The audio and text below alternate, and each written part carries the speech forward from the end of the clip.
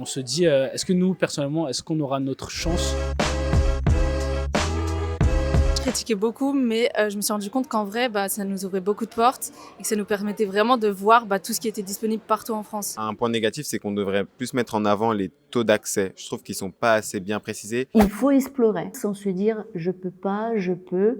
C'est déjà explorer pour repérer quelles sont les attentes des jurys. C'est vraiment un critère qui va pouvoir nous permettre de nous dire allez, ok, je me lance. Ou là, j'ai peut-être pas trop de chance, mais je peux mettre mon vœu. Je suis étonnée que certains n'aient pas trouvé les taux d'accès, le nombre de candidats. Ce sont des informations obligatoires dans la fiche d'identité de chaque formation.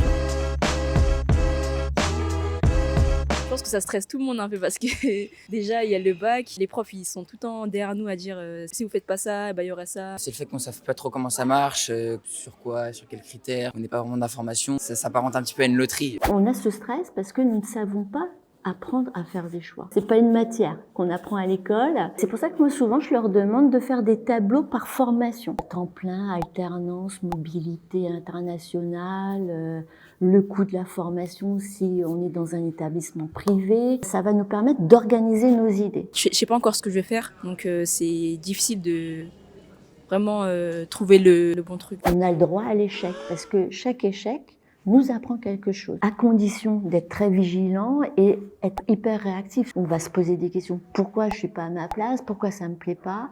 Et tout de suite en parler aux professionnels de l'établissement scolaire, leur demander comment je peux agir pour bifurquer le plus rapidement.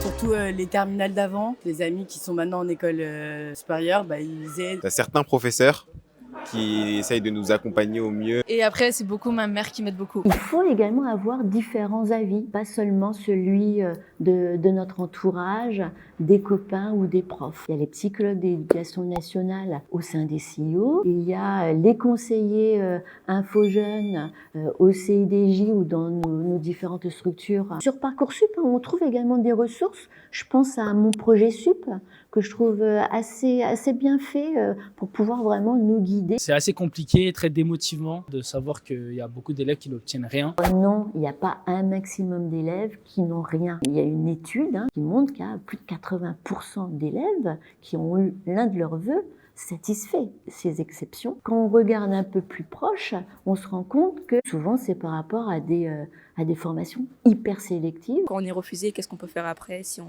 est obligé de travailler ou si on est obligé de reprendre l'école? Si vous avez rien, alors surtout, il faut penser qu'il y a un recours qui existe. Il faudra faire appel à la CAES, la Commission d'accès aux études supérieures. Ils vont lui proposer des alternatives. Si ces vœux à nouveau ne nous intéresse pas, il y a la possibilité de faire un service civique, de préparer peut-être un volontariat en Europe grâce au CES, le Corps européen de la solidarité, trouver peut-être un job. On va se dire, pour que cette année soit bénéfique, afin d'être accepté à nouveau dans ces mêmes vœux. Je me demande si vraiment en faisant cet algorithme-là, ils font l'algorithme par rapport à nous ou par rapport à eux.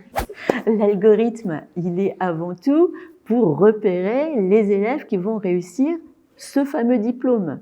Donc oui, l'algorithme n'est pas fait en fonction des élèves, mais en fonction des attentes du jury pour réaliser ses études et les réussir et obtenir son diplôme. Les écoles, ils vont pas regarder tous les bulletins des gens. Donc comment c'est choisi en fait? Ouais, et est-ce que le bac français ça compte beaucoup? Chaque jury va déterminer si c'est plutôt les notes du bac de français de telle spécialité, si c'est un comportement en classe, si c'est une activité. Toutes ces informations, on les retrouve dans la fiche de présentation de la filière. C'est pour ça qu'il faut bien en prendre en compte parce qu'on peut également discuter avec son professeur, se dire voici, moi j'ai repéré tel vœu, les critères du jury sont plutôt orientés sur telle qualité.